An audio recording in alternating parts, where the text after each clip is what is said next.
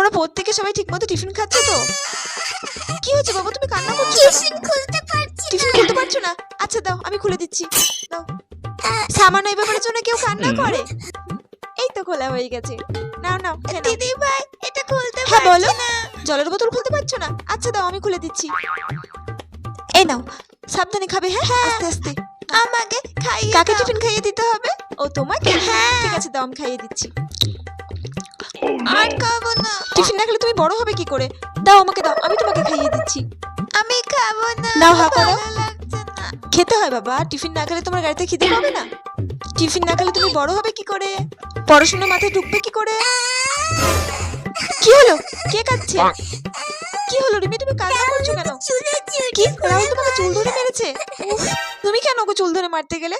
ও তোমার ফ্রেন্ড হয় না? বন্ধুকে কেউ মারে? দুজনে ভাব করে নাও, দুজনে ভাব করে নাও।